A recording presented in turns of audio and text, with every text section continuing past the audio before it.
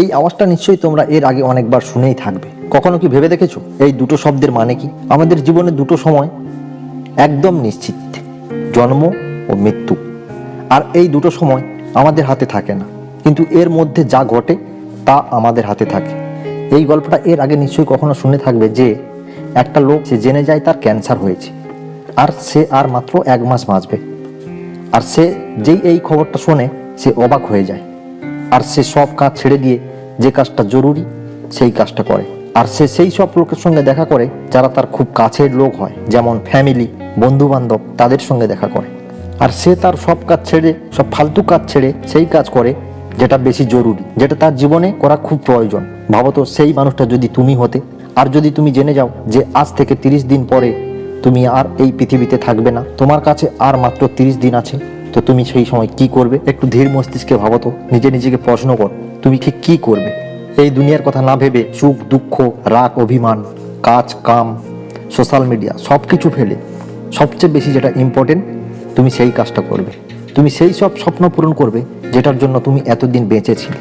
এই গল্পতে তো বলা হয়েছে মাত্র 30 দিন, কিন্তু জীবনের কি কোনো গ্যারান্টি আছে বন্ধু?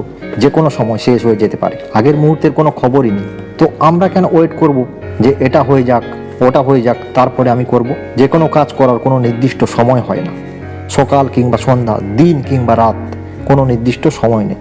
যে কোনো কাজ করার এখনই ঠিক সময়, আর ওটা হচ্ছে এখনই, এই সময়। কবির দাস একবার বলেছিলেন যে যে কাজ কাল করবে বলে ভাবছো তা আজই করো, আর যে কাজ আজ করতে হবে তা এখনই করো, কারণ এক মুহূর্তে পৃথিবী বদলে যেতে পারে। তখন আর কাজ করার সুযোগ নাও পেতে পারো। সময় অমূল্য।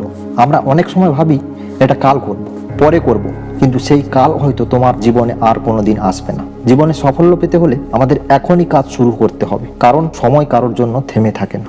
ও আমেরিকার রাষ্ট্রপতি ডোনাল্ড ট্রাম্প কিংবা আমাদের দেশের প্রধানমন্ত্রী শ্রী নরেন্দ্র মোদী যে কেউ হতে পারে, কারোর জন্য নয় তো কারোর জন্য নয়। এটা তো তোমরা অনেকবার শুনেছো, টাইম ইজ মানি, কিন্তু আমি এটা মনে করি টাইম ইজ বেটার দেন মানি। পয়সা একবার চলে গেলে আবার আসবে, কিন্তু সময় একবার গেলে আর আসবে না।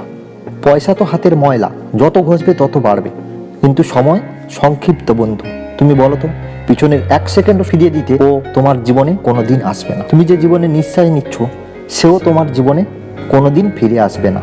আমরা ভাবি ঠিক সময় এলে এটা করব, কিন্তু সঠিক সময় কখনো আসে না। সময় সব সময় যেতে থাকে। কেউ একটা দারুণ কথা বলেছে যে সময় সবার কাছে সমান, কিন্তু জীবন বদলায় শুধু তাদের যারা সময়কে সঠিকভাবে ব্যবহার করে এসেছে। আর এই কথাটা এর আগে আমি তোমাদের অনেকবার বলেছি, আর এখনো বলছি যে এখনই ঠিক করুন তুমি জীবনে কি করতে চাও, নাহলে সময় তো ভেবেই নিয়েছে তোমার জীবনে কি হবে। তুমি খুব মুশকিলে পড়ে যাবে। তাই বলছি, সময় কম, কিন্তু তোমার স্বপ্ন অনেক বড়। কারোর জন্য অপেক্ষা করো না, তাড়াতাড়ি সময়ের ব্যবহার করো।